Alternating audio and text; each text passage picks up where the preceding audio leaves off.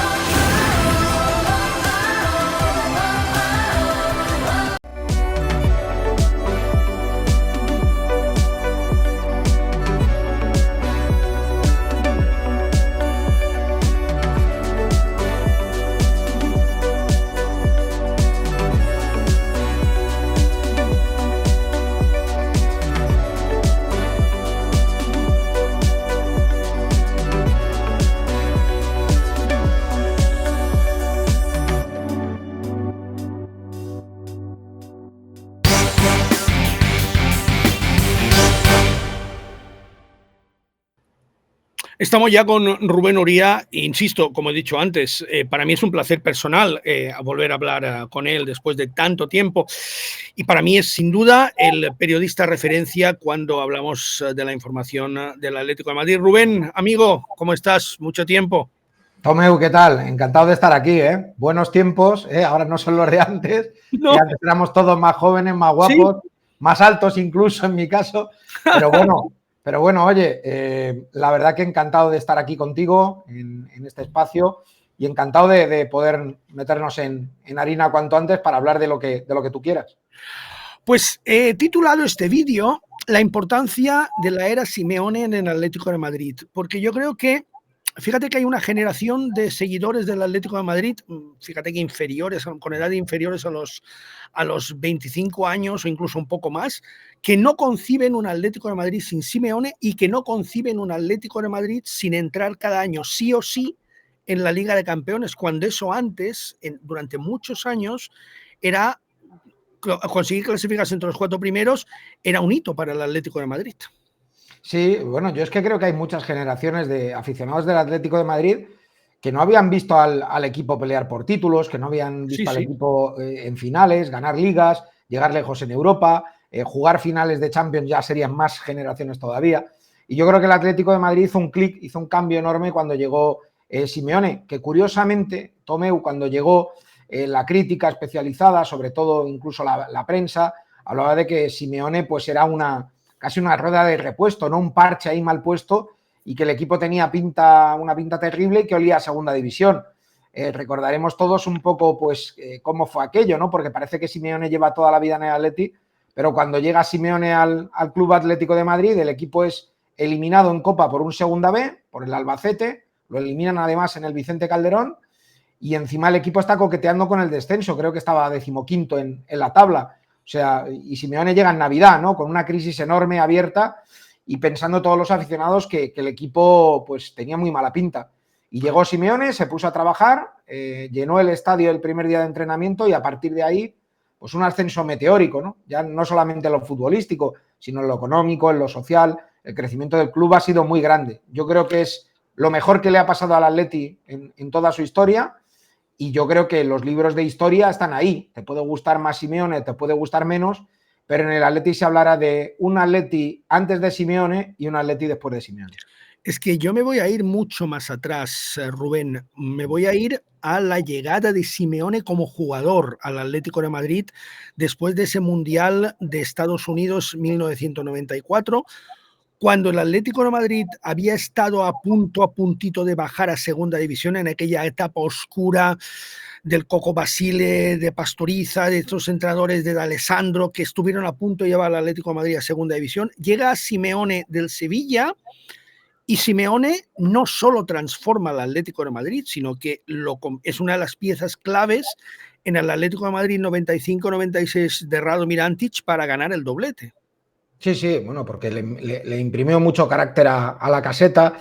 Creo que ese año llegó a hacer incluso 14 goles, muchísimos goles de cabeza, era un llegador extraordinario y luego pues era un jugador muy duro a la hora del quite, muy duro a la hora de rascar, pegaba también fuerte, pero sobre todo lo que era un ganador y eso pues se lo transmitió a la caseta, ¿no? Ese espíritu que tenía Simeone, que ya pues lo tenía con Argentina, lo ensambló en el Atlético de Madrid en ese vestuario, ¿no? Fíjate que ahí había jugadores que tenían nivel, pues estaba Santi, estaba Solozábal, estaba Lugo Pene, pero claro, estaba Kiko, pero lo de Simeone fue otra cosa, ¿no? Porque era el creer o hacer creer a todo el vestuario que se podía ganar, que se debía ganar, que era una obligación ganar.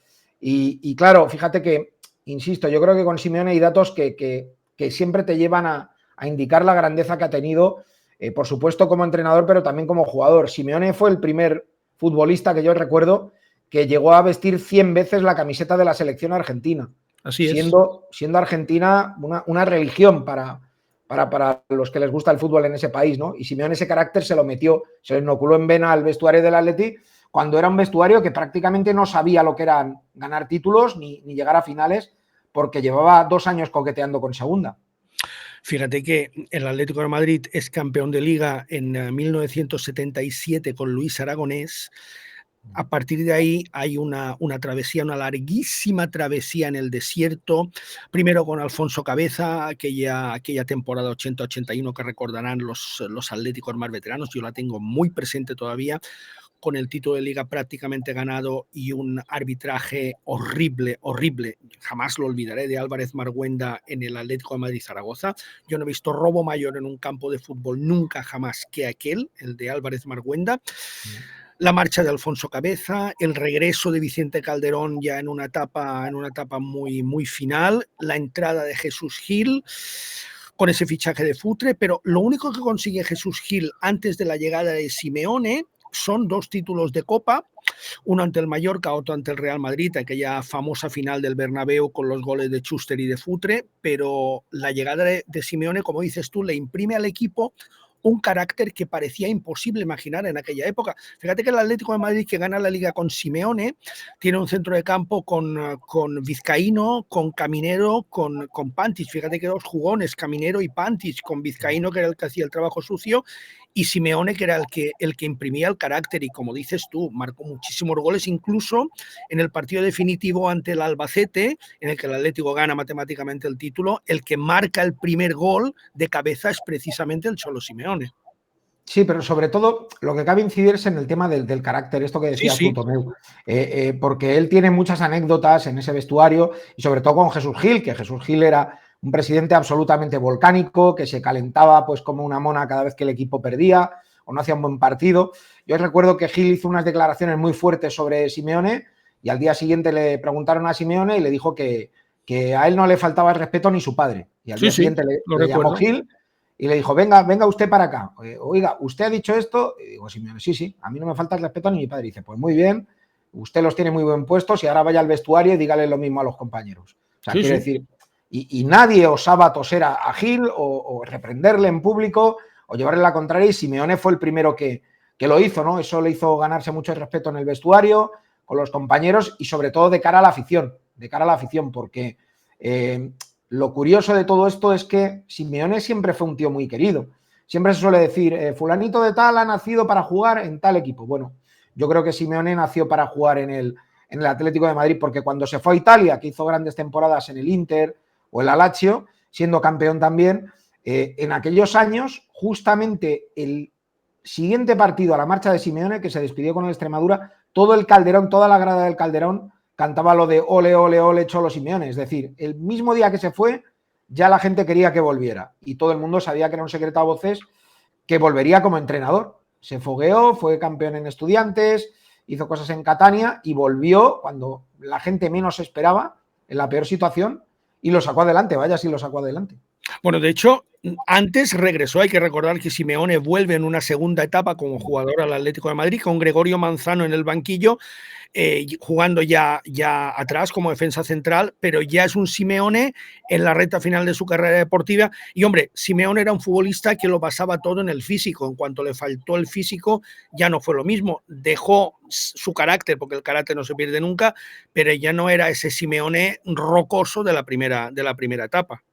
Claro, completamente de acuerdo, pero esto es un poco lo que hablamos de la personalidad que tienen algunos jugadores. Obviamente no solo Simeone, pero Simeone es de los que tienen personalidad. Él cuando vio que el físico ya no le llegaba, cuando vio que a veces era titular y otras no, cuando vio que había compañeros que jugaban mejor que él, más minutos, él no le hizo falta consultar ni con el entrenador, ni con la directiva, ni con nadie. Él pidió la cuenta y dijo, mira, ya no estoy para esto, me voy.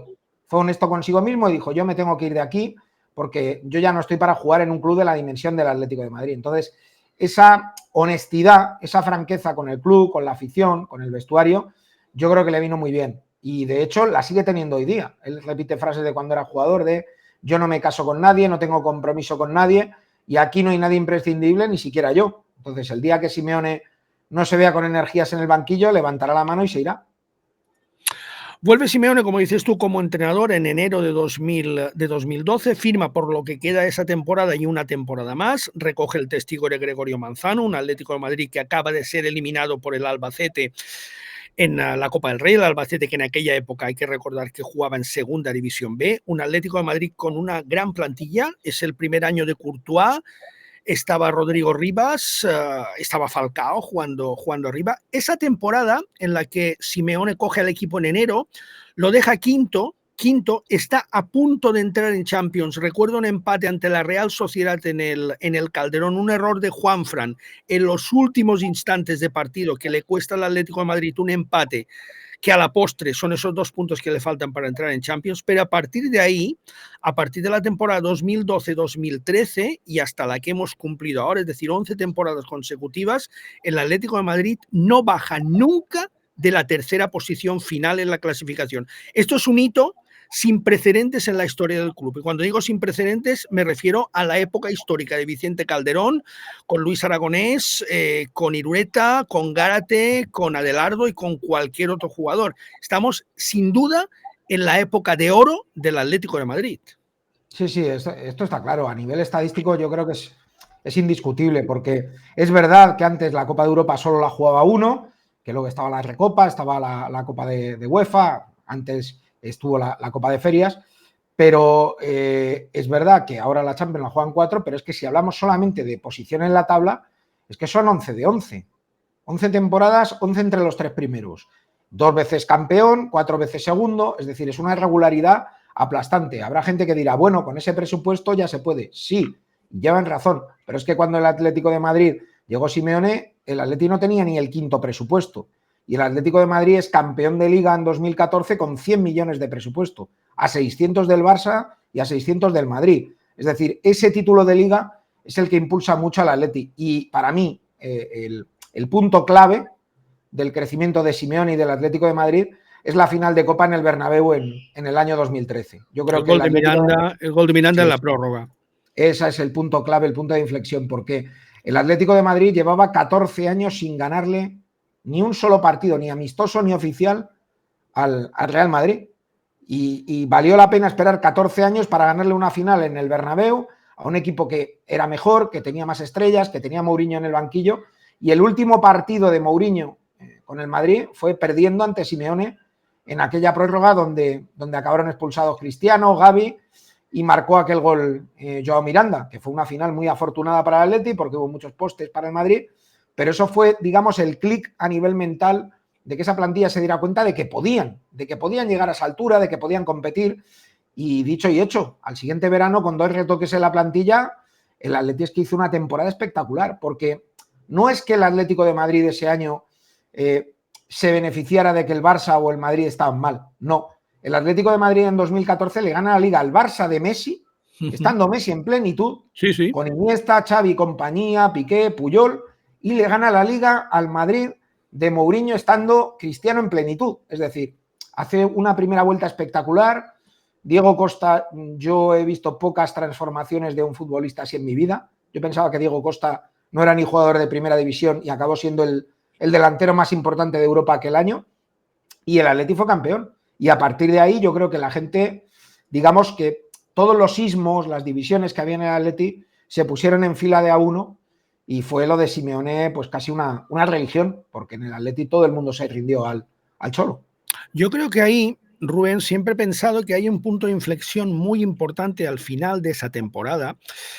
Hay un jugador para mí, lo has mencionado tú antes, que marca diferencias, que es Diego Costa. Diego Costa es el mejor delantero de la liga por delante de Messi, por delante de Cristiano Ronaldo. Yo recuerdo partidos de Diego Costa, por ejemplo, en San Mamés ante el Atleti de Bilbao, pues, que es para enmarcar.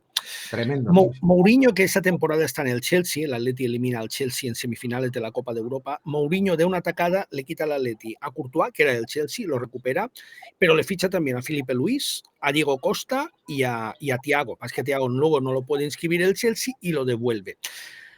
Lo que pasa es que con Diego Costa, yo creo que el Atleti comete un error.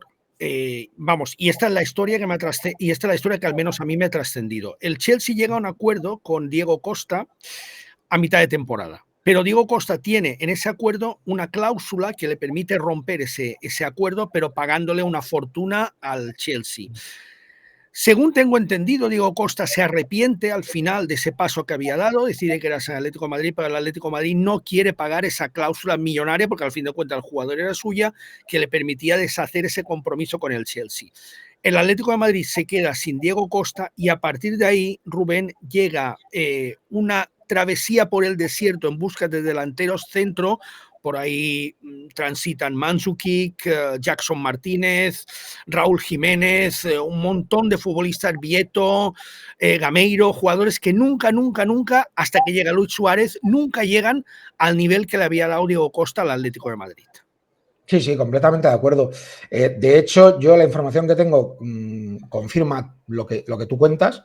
A mí lo que se me dijo en el momento es que a los 4 días de firmar, Diego Costa ya se estaba arrepintiendo y fue al despacho a hablar con Miguel Ángel a decirle que había que conseguir alguna manera para él quedarse en el Atleti, porque cuando Diego Costa firma, Diego Costa ni se imaginaba que el Atleti iba a estar de lleno en ser campeón o en jugar una final de Champions.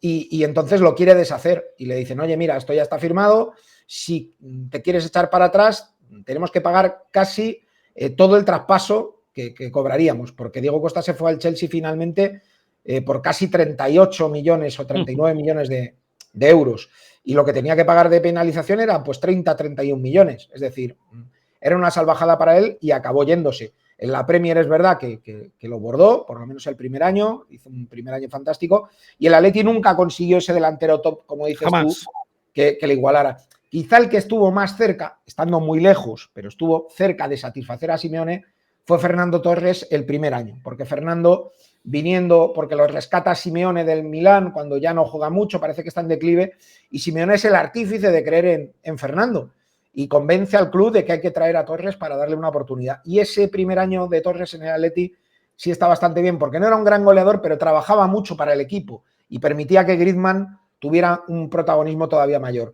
Pero lejos de ese año de Torres, yo creo que todos los delanteros que llegaron estaban 1, 2 o hasta 3 escalones por debajo de Diego Costa. De hecho, es que ese año de Diego Costa, ese 2014 del que hablamos, pues solamente puede estar a su altura pues el mejor Futre, aunque fuera otro tipo de jugador, aunque fuera extremo, el mejor Falcao o la versión Prime de Griezmann. Lo de Diego Costa aquellos 2 años fue tremendo. De ese año, y luego hablaremos de esa pareja, Fernando Torres-Griezmann, de ese año, evidentemente, todos los seguidores del Atlético de Madrid recuerdan la final de Copa de Europa perdida en Lisboa ante el Real Madrid. Yo te voy a decir una cosa, Rubén, yo estaba en esa final. como yo conozco la historia de lo que sucede entre el Atlético de Madrid y el Real Madrid, yo estaba siguiendo la final junto con los seguidores del Real Madrid, porque me tocó a mí esa localidad allí, y yo les estaba escuchando, daban el partido por perdido, y yo recuerdo haberle dicho, estaba seguro, en el minuto 92 de partido recuerdo haberle dicho, tranquilo, que estoy seguro que algo va a pasar y va a beneficiar al Real Madrid. Yo siempre recordaré una frase que me dijo a mí Gregorio Manzano, particularmente, antes de jugar un derbi ante el Real Madrid en el Santiago Bernabéu, que me quedó marcada a fuego. Me dijo, cuando juegas ante el Real Madrid, siempre pasa algo y siempre pasa algo a favor del Real Madrid. Y efectivamente se lesionó Diego Costa a los 8 minutos, el Atlético de Madrid ahí se equivocó dando la titularidad a Diego Costa, y luego llegó la jugada maldita en el minuto 93 de Sergio Ramos. Pero de verdad que en ningún momento del partido, en ningún momento tuve la sensación de que el Atlético de Madrid iba a ganar esa Copa de Europa, a pesar de que el Real Madrid lo daba ya por perdido y no tenía ni ocasiones. Fíjate lo que es el fútbol. A mí me pasó igual que a ti. Y no es por venir aquí y contarte algo que tú quieras escuchar. Yo a lo largo de todo el partido veía al Madrid mejor. Yo creía que el Atleti llegaba muy justo a esa final, porque el desgaste del Camp Nou fue tremendo. Diego Costa se lesiona a los 8 minutos, pero hay que recordar que el segundo mejor jugador de aquel equipo era Arda Turán, y Arda Turán no juega porque también estaba lesionado. Luego en el segundo tiempo, en cuanto el Cholo decide retirar a Raúl García, que yo creo que hoy día se arrepiente de esa decisión, en cuanto decide quitar a Raúl García, el Madrid se le echa completamente encima, y yo pensaba que el gol llegaría. Ya lo que pasa que lo que no te imaginabas era que otra vez llegaría en el descuento, ¿no? Como aquel gol de Schwarzenbeck, pero llegó. Y para ser honestos, yo creo que en la final de Lisboa, yo creo que el Madrid mereció ganar. Fíjate que yo estaba en esa, yo además estaba en la portería en la que se marcaron todos los goles y no le veía ni oportunidades, de verdad. Y hay otro cambio que hace el Cholo Simeone. Estoy de acuerdo contigo, creo que se arrepiente muchísimo del cambio de Raúl García, pero para mí hay otro error. Fíjate que yo soy un cholista a muerte, pero para mí hay otro error mucho más grave de Simeone, y es que deja en el banquillo a Rodrigo y entra Sosa. Sosa, cuando de lo que se trata es de tener control de balón. La jugada previa al córner famoso de Sergio Ramos es un intento de caño que hace Sosa en el medio campo, se queda parado, totalmente parado, hay un pase de Di María al segundo palo, Alderweireld cede el córner y ahí llega el gol de Sergio Ramos. Si en vez de poner a Sosa, que había sido un fichaje que había pedido en enero Diego Simeone, el que entra es Rodrigo Rivas, yo creo que el Madrid ahí nunca llega a forzar ese córner famoso. Pero bueno, eso pertenece lógicamente al terreno de la utopía. Hay mucha gente que piensa eso, que si hubiera salido Diego Rivas, al Atleti le hubiera ido mucho mejor, ¿no? Pero al final, si es que son las cosas que pasan, ¿no? En Milán también hubo mucha controversia por eso, por si había hecho unos cambios, por si no había entrado Correa, que si el Madrid decía que los habían tenido y no los habían rematado. Bueno, a mucha gente hay que decirle que Felipe Luis se fue del campo lesionado, que hubo un problema también con Thomas, que hubo una historia también con la entrada de Yannick. Es decir, hubo muchas cosas de las que pasan en una final, ¿no? A favor y en contra. Yo creo que eso no hay que volverlo atrás. Pasó lo que pasó y ya está. Ahora, para mí la diferencia entre Lisboa y Milán es una diferencia enorme, porque en Lisboa yo creo que el Atleti llegaba roto, llegaba exhausto, y hizo todo lo que pudo, lo humano y lo sobrehumano. Le faltaron 2 minutos. Bueno, yo creo que el Madrid fue mejor, y por mucho que duela un gol en el 92, yo creo que el Madrid lo mereció. ¿Qué diferencia veo yo con Milán? Pues que en Milán hay algo muy claro. El único gol legal de esa final lo marca el Atlético. Lo marca el Atlético de Madrid. Sí. Es así. Yo en Milán entiendo, fíjate que yo entiendo lo que tuvo que hacer Simeone en la prórroga. Yo sí que en aquel partido eché de menos que jugara Correa, que acababa de llegar al Atlético de Madrid, pero sí que eché de menos que llegara Correa. Pero yo te voy a decir algo, Rubén. Conociendo la suerte que tiene el Real Madrid ante el Atlético de Madrid, conociendo eso, yo quizás, y fíjate, en mi opinión particular, yo quizás en la prórroga me la juego para no llegar a los penaltis, porque yo de verdad que sabía que los penaltis iba a ganar el Real Madrid, porque, insisto en la frase de Manzano, siempre pasa algo y siempre a favor del Real Madrid. Yo quizás sí que eché de menos que Simeone en esa prórroga no se arriesgara a los penaltis y se fuera directamente a por el partido. Sí, es posible. Sí, podemos reprochar muchas cosas. Seguro que si estuviera aquí Simeone hablando contigo y conmigo nos hablaría de 1000 cosas más, ¿no? Porque es de los que tienen los partidos en la cabeza, es un enfermo del fútbol, es muy obseso de los detalles, pero al final hay cosas que en el fútbol no se pueden controlar. ¿Cómo controlas que un balón vaya al palo y otro balón vaya adentro? ¿Cómo controlas que un jugador salta? ¿Cómo controlas que un árbitro le pregunta al linier por un fuera de juego y el linier se queda callado y conceden el gol? Es que son muchas cosas que no puedes controlar, ¿no? Pero fueron 2 finales muy ajustadas y a mí en cierta manera esas 2 finales y como tantos enfrentamientos en Copa de Europa del Madrid con el Atleti, todos han caído del lado del Madrid, salvo la Supercopa de Europa de Tallinn, que el Atleti le mete 4-2, pero más allá de todo eso, a mí sí me refuerza en una teoría, que es que salvo el Barça en la plenitud de Messi y el Atlético de Madrid de Simeone, el Madrid se ha paseado en todas las finales de Copa de Europa, salvo contra esos rivales. Es decir, contra el Barça de Messi en semifinales, pues no pudo, pero contra el Atleti le hizo sudar sangre. Y yo he visto otras finales del Madrid donde el Madrid ha sido bastante superior. Sí, sí. Y donde el Madrid ha sabido manejar la final, llevarla a lo que él quería. Con el que realmente se retorció de sufrimiento fue con el Atleti. Y yo creo que eso, pues, no te voy a decir que sea un motivo de orgullo, porque todo el mundo quiere ganar, pero lógicamente cuando un equipo de la historia del Madrid lo pasa mal y ves que solamente lo pasa mal contigo y que a la Juve, por ejemplo, le hacen 4, pues te hace pensar que el Atleti tenía un gran equipo. Yo, desde luego, yo creo que en Milán el mejor equipo de Europa era el Atleti. También te voy a decir una cosa de esa final, no sé si lo recuerdas, que es algo que me ha quedado siempre grabado a fuego. Oblak viene de pararle un penalti a Thomas Müller en la semifinal en el Allianz Arena ante el Bayern. Oblak no está cerca de parar ni un solo penalti en la tanda, porque Oblak se queda parado en la portería, parado, y los jugadores del Real Madrid se limitan a buscar un lado y a marcar con toda la facilidad del mundo. No hay ni un solo penalti en el que los jugadores del Real Madrid hayan tenido la menor dificultad. Siempre he pensado, no lo podemos saber, siempre he pensado que esa fue una táctica que le impuso el Mono Burgos a Oblak, yo creo totalmente equivocada. Insisto, venía de pararle un penalti a Thomas Müller en la semifinal en el Allianz Arena.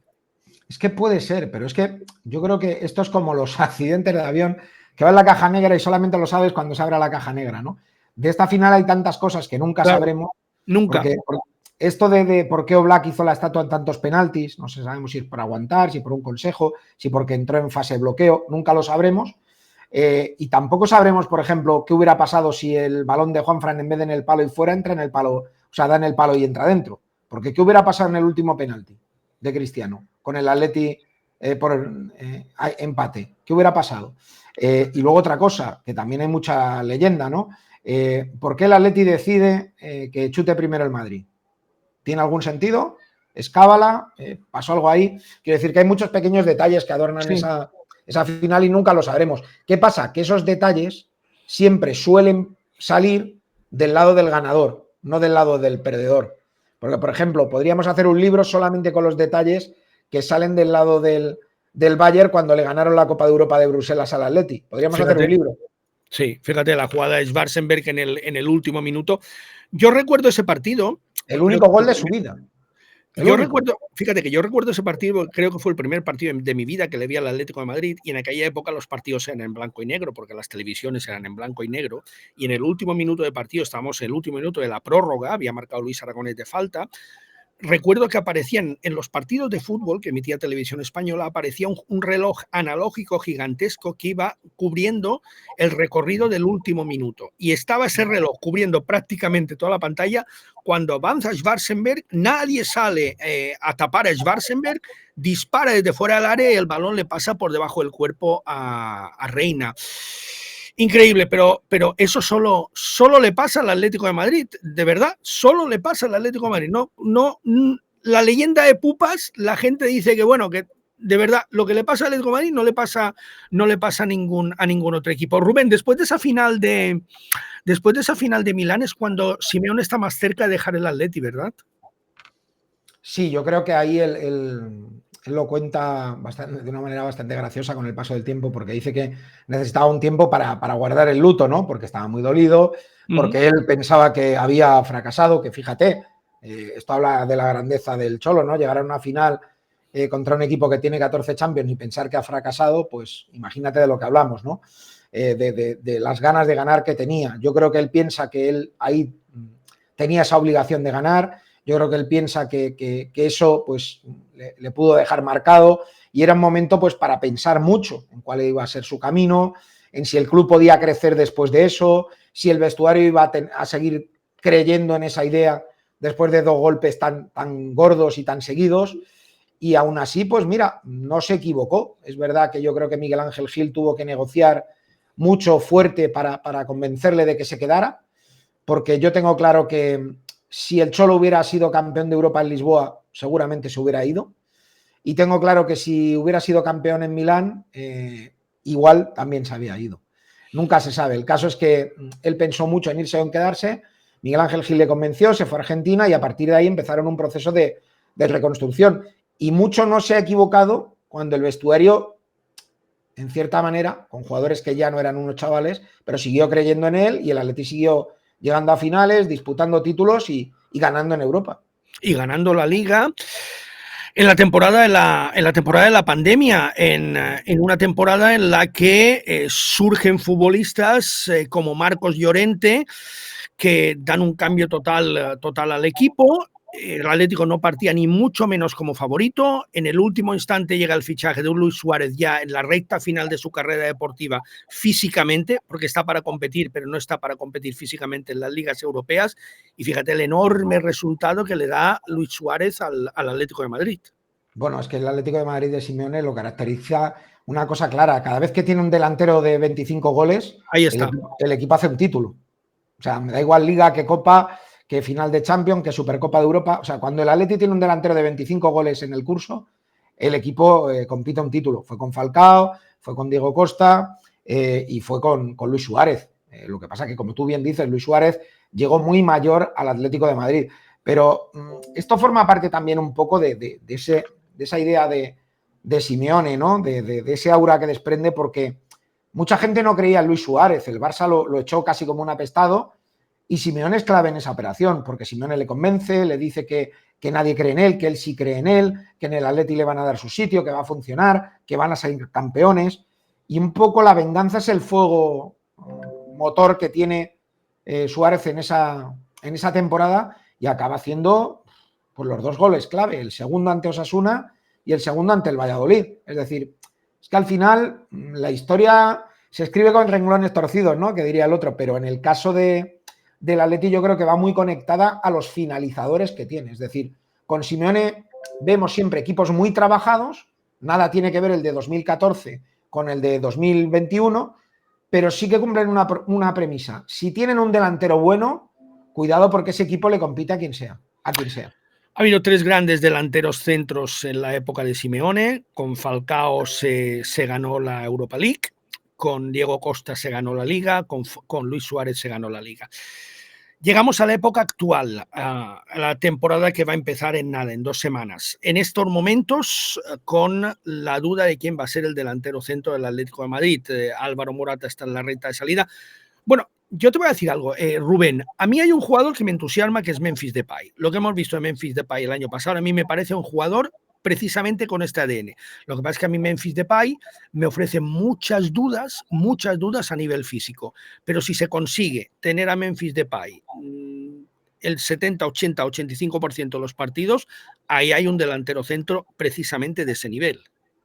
Yo no sé si es delantero centro, yo te diría que no, pero sí es verdad. No ha jugado como delantero centro ni en el Lyon ni en el PSV, pero la verdad es que como delantero centro, lo que hemos visto en el Atlético de Madrid, esa pareja que forma con Griezmann, el entendimiento que se le vio ante el Sevilla, otros partidos que se le ha visto, es un jugador capaz, en Vigo, el partido que resuelve, es un jugador capaz de solucionar partidos. Y hace tiempo que no veo un jugador con este nivel en el Atlético de Madrid, más allá de la etapa puntual de Luis Suárez. Sí, por eso te decía que él no tiene perfil de delantero centro porque no ha jugado ahí. Pero sin embargo, Simeone, y en eso es en lo que tienes toda la razón, Tomeu, cuando le hablan de la posibilidad de poder tener a Memphis, lo que lo quiere es para ese puesto. Sí, llámalo falso 9, llámalo pivote, llámalo como quieras. Porque él entiende que necesita un jugador potente que estire al equipo y que sea capaz de tener suficiente calidad como para asociarse con Griezmann. Y yo creo que Memphis sí que cumple ese papel muy bien. Es verdad que la gran duda es el tema físico, ¿no? Si él tiene lesiones, si él tiene recaídas, si él tiene temas musculares, no va a completar una buena temporada. Ahora, si él tiene continuidad, yo estoy seguro que es un delantero de 15 goles, 10 asistencias mínimo. No son los 25 de los que hablábamos con Falcao, Diego Costa, todos estos jugadores, pero 15 goles, 10 asistencias, sumado a los otros 15, 10 que te puede hacer fácilmente Griezmann en su buen nivel, ya estamos hablando de una delantera muy importante y que cumple objetivos. Entonces yo creo que esa es la clave. Y el tema de Morata, yo es que, sinceramente, más allá de discutirlo, yo no soy anti-Morata, hay mucha gente que sí, yo lo que creo es que Morata tiene un problema mental. Yo creo que Morata, cada vez que no se ve titular, que no juega todos los minutos, es un jugador que se ve muy condicionado en su rendimiento. De hecho, no hay verano que no suene que Morata se quiere ir, no hay verano que Morata no acabe de estar a gusto. Y yo creo que a Morata le falta un poquito de, que es muy fácil decirlo por mi parte, pero yo creo que a Morata, porque no tiene malos números, pero yo creo que a Morata le falta un poco darse cuenta de la perspectiva de los equipos. Es decir, a Morata le hace falta dejar de pensar un poquito en él y en lo que a él le gusta y centrarse un poco más en lo que es el equipo, ¿no? Cuando Morata piensa solo en él, se hace mala sangre, se ve mal y quiere irse. Cuando Morata piensa en el equipo, es un jugador útil, es un jugador que se mata a pelear, que trabaja mucho y que le da al Cholo lo que quiere. Y yo creo que la clave la tiene él. Mi sensación es que queda mucho verano, pero yo creo que Morata se quiere ir. Yo lo que creo es que Morata se quiere ir. Sí, lo que pasa es que hay que ver qué equipo italiano básicamente paga los 20 millones que pide el Atlético de Madrid y sobre todo, Rubén, con este dinero, ¿qué puedes fichar? Porque salvo que salga Joao, con 20 millones para firmar un delantero centro no te da, pero para nada, absolutamente para nada. Tendríamos que estar hablando de una operación de mayor envergadura como la de Vlahovic, pero eso pasa obligatoriamente porque salga Joao Félix del equipo. Claro, pero es que cuando la gente Tomeu se pregunta, bueno, ¿y por qué nadie da 20 millones por Morata si es el delantero titular de la selección española? Pues está muy bien, pero a la gente hay que explicarle las cosas. Es decir, es que el Atleti por Morata pide 20, ¿vale? Y los clubes italianos, 5 o 6, no pasan de 15. Y la gente se pregunta, bueno, ¿y por qué? Bueno, pues es muy fácil. Pues porque ellos pagan 15, pero es que Morata gana 6 netos al año. Si gana 6 netos al año, son 12 brutos por año. Si le quedan 3 años de contrato, son 36 millones. Si esos 36 millones que cualquier equipo le va a tener que pagar o igualar, cualquier equipo italiano se va a gastar 36 en salario y 15. Se le va a 51 millones de euros la broma. Y Morata ya va a cumplir 31 años. Sí. Por eso el Atlético de Madrid sabe que es difícil sacar a Morata. Y Morata también sabe que es difícil salir de Atleti. Es que no es lo mismo decir que a Morata le cuesta 20 millones a uno que la realidad, que es que el que lo ficha le va a costar 51. Es el mismo caso de Saúl, que está en 7 millones netos por temporada. Es inviable. Yo te diría que el caso de Saúl incluso más problemático, porque, claro, es que Morata lo ha fichado el Atlético de Madrid. No es, sí, en su momento, hace mil años, cuando el chaval, cuando era un niño, era canterano, pero Morata se foguea en el Madrid, ¿no? Sí. Realmente, en el Getafe y en el Madrid. Y luego pues se va pues, a diferentes equipos, Chelsea, tal, y llega al Atleti. Es que Saúl es un caso completamente opuesto, porque Saúl a nivel económico es la solución ideal para el Atlético de Madrid. Porque le quedan 3 años de contrato a 7 netos, casi está en 45 millones que se ahorraría el Atleti, pero es que además todos esos 45 millones, al ser canterano y no haber amortización, iría directo a la saca del Atlético de Madrid como beneficio neto contable. Luego, si hubiera solamente un club que diera, me lo invento, 3, 4 millones de euros y el Atlético de Madrid se ahorrara los 45 de salario, hablamos igual de una operación que se va casi a los 50 millones. Por eso prácticamente nadie oferta por Saúl, porque hay que pagarle 7 netos. Se habla de Arabia, pero me parece que ha quedado en el limbo. Claro, y hay un gran problema de salario en el Atlético de Madrid.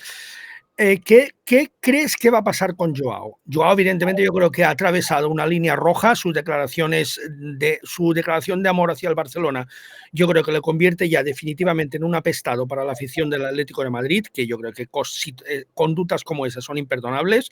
Pero claro, está por ver también quién paga tanto la amortización de Joao como su salario. Ahí hay otro problema grave, porque además el futbolista, por mucho que él quiera creer que tiene un nivel, no lo ha demostrado todavía.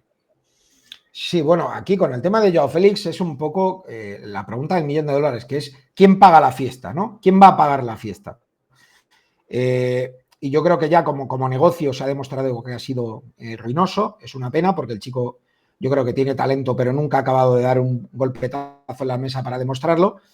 Y con Joao el tema es puro y duro. Yo creo que sus declaraciones con el tema del Barça son indefendibles porque le falta el respeto al vestuario, le falta el respeto al club que le paga muy bien, y le falta el respeto a la afición. ¿Por dónde puede salir Joao Félix? Yo creo que él va a esperar al Barça hasta final de mercado. El Barça ahora mismo ve imposible, inviable poder fichar a Joao, pero si vende jugadores, yo creo que a final de verano los números le van a cuadrar. La única fórmula que veo es una fórmula de cesión, y lo que le ha llegado ahora al Atlético de Madrid por Joao solamente han sido cesiones. ¿Qué pasa? Que el Atlético de Madrid dice, muy bien, ¿queréis a Joao cedido? Le pagáis el 100% del sueldo y pagáis una tarifa de préstamo por la amortización pendiente que tiene por cada temporada. ¿De qué estamos hablando a nivel numérico? Pues de que seguramente el Atlético de Madrid, por dejar a Joao cedido un año, lo que va a pedir es en torno a 15-16 millones de euros. Es muchísimo dinero, y yo creo que la prioridad del Barcelona, si es posible, es Bernardo Silva mucho antes que Joao Félix. Yo sí, claro, al Barça le gustaría mucho más Bernardo Silva que Joao. El problema es que, claro, con Bernardo Silva no puedes tener una opción de cesión.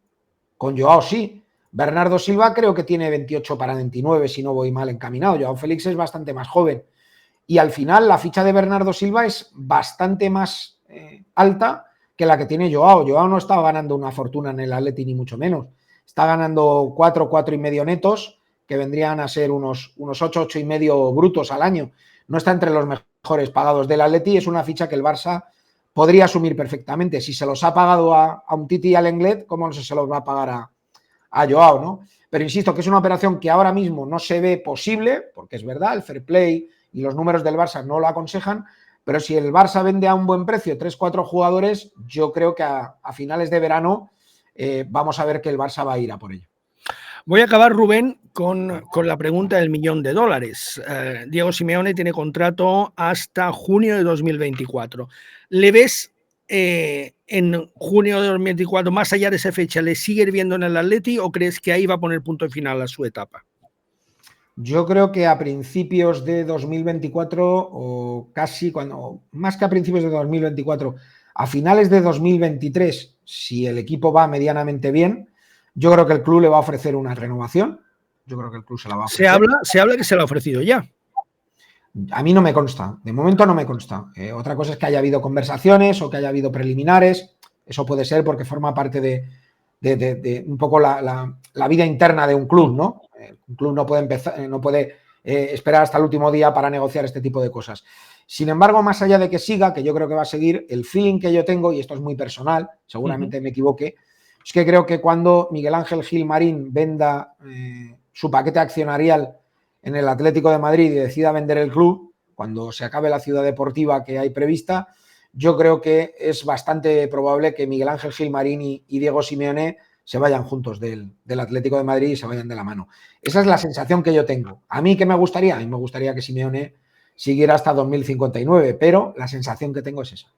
¿Y tú crees que esa famosa venta de la que llevamos oyendo ya bastante tiempo por parte de la familia Gil se va a producir? El propio Miguel Ángel Gil parece haber dado, como dices tú, como deadline esa finalización de la ciudad deportiva, pero bueno, está por ver. Si también se hablaba de muchos nombres, incluso a miembros del actual Consejo de Administración, extranjeros, pero está por ver si se dará o no se dará ese paso. No, yo creo que hay varios fondos ya interesados. Yo, de hecho, te podría decir que no estará firmado, pero sí que ha habido muchas conversaciones con un fondo americano. Yo creo que el plan más o menos está establecido, y las fechas y el calendario también. Cuando el Atleti acabe la ciudad deportiva, yo creo que es el momento ideal para Miguel Ángel Gil Marín de vender sus acciones, que seguramente las venda al mejor postor, y vamos a ver en qué manos queda el Atlético de Madrid. Y hay muchos indicios que nos llevan a esto. Primero, pues que hay un desgaste personal, emocional, incluso económico importante en la gente que lleva el Atlético de Madrid. Segundo, porque ya son muchos años. Tercero, porque al final, pues todo el mundo cuando lleva muchos años en una profesión, en un cargo, llega un momento que el cuerpo le dice basta o la familia te dice basta. Y luego pues hay signos sociales que nos invitan a pensar que esto se va a producir. ¿Por qué? Algo tan sencillo como el referéndum del cambio del escudo, esto ha sido posible por algo muy sencillo, porque a la directiva del Atlético de Madrid, que durante muchos años no ha querido saber nada ni escuchar a la masa social del Atleti, pues ahora le ha dado por escuchar. ¿Por qué? Por algo sencillo, porque es mucho más fácil vender un club con la paz social instaurada, con la grada tranquila y con la afición contenta, que querer vender un club con la masa social revuelta y sin paz institucional. Y yo creo que Miguel Ángel Gil ha sido inteligente, ha escuchado al aficionado y eso se va a cambiar. Pues otro día, si te parece, Rubén, sí que podríamos hacer otro programa parecido a este, pero analizando todo lo que ha sido la etapa de la familia Gil en el Atlético de Madrid, una etapa que empieza después de perder la final de la Copa del Rey de 1987 ante la Real Sociedad en Zaragoza por penaltis con Luis Aragonés, con el fichaje de Futre, con la llegada de Jesús Gil, y que de momento se prolonga hasta como mínimo 2024, como mínimo esta temporada seguro. Y con todo lo que ha sido también la transformación del Atlético de Madrid de Club Deportivo a Sociedad Anónima Deportiva en 1992. Rubén, de verdad que es un placer, un privilegio volver a hablar contigo. Amigo, hasta la próxima. Muchísimas gracias. Muchas gracias a ti y a toda la gente que nos ve. Así que nada, un abrazo muy fuerte y gracias a vosotros. Muchas gracias, Rubén. De la mano de Suzuki Technicars, esta conversación con Rubén Oría, que nos ha llegado gracias también al enorme trabajo técnico que ha podido llevar a cabo detrás de las cámaras Baltasar Crespi. Muchas gracias a todos, perdón, y hasta la próxima.